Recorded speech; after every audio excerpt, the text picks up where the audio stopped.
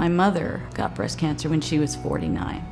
When I was 49, on my annual mammogram, they determined that what I had was not yet cancer. I work for a pharmaceutical company. My job is to find better treatments for cancer. When I was told I have a 40% lifetime risk of breast cancer, I knew what that meant. After watching your mother die of breast cancer, I wasn't willing to let it just come for me. I didn't want to wait for that. The doctor said that surgery was one of my options.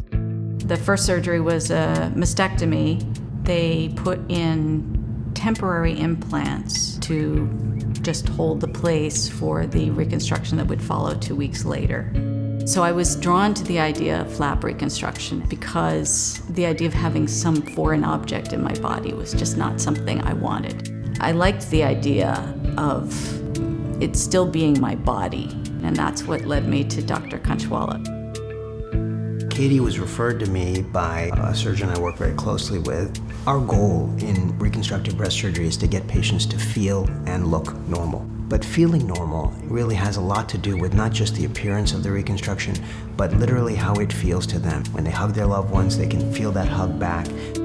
I had been focusing just on getting rid of the precancerous tissue. I hadn't really thought about not being able to feel anything.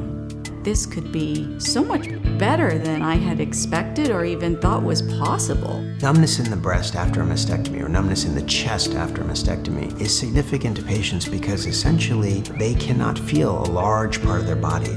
The only thing that I can relate to that's anywhere close to that is the short-term numbness I feel after I go to the dentist and a portion of my lip is numb. That is maybe less than 0.1% of your total body surface area.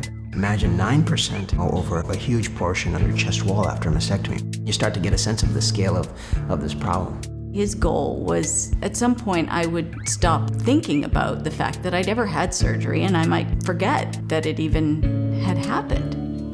Resensation, I think, is a critical part of restoring what patients lose in a mastectomy. At best, if all we're doing is putting tissue up there without the sensation, we're not doing something that's very different than the prosthesis alone, and our goal should be to get much better than that. What we have to do is a transplant, moving the tissue from the abdomen to reconstruct the breast. It is relatively simple to find not just the blood vessels, but the nerves as well on the abdomen, disconnect those nerves, and find new nerves in the chest that you can reconnect those nerves to.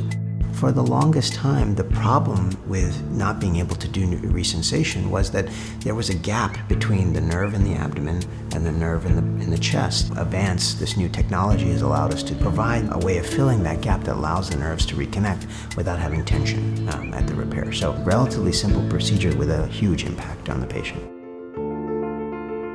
The thing about Katy was her attitude going into this was really remarkable, and that is probably the single biggest predictor of how a patient's going to do after surgery. Nerve repair takes a while before the sensation gets back. It's typically about 1 millimeter a day, and so it takes many months, 6 to 9 months, before we start to really see the benefits of resensation.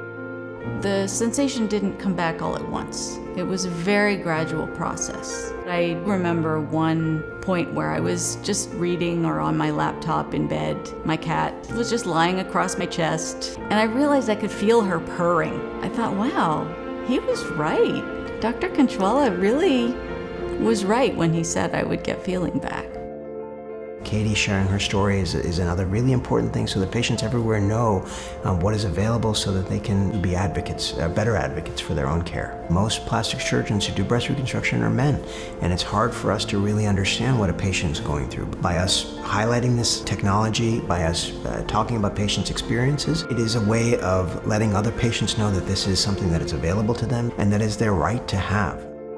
To have a body that's free of cancer and still feels like me, whether it's my cat walking across me in bed or just when I hug my children. I feel like I don't take it for granted anymore. That's something that without this new procedure I wouldn't be able to have.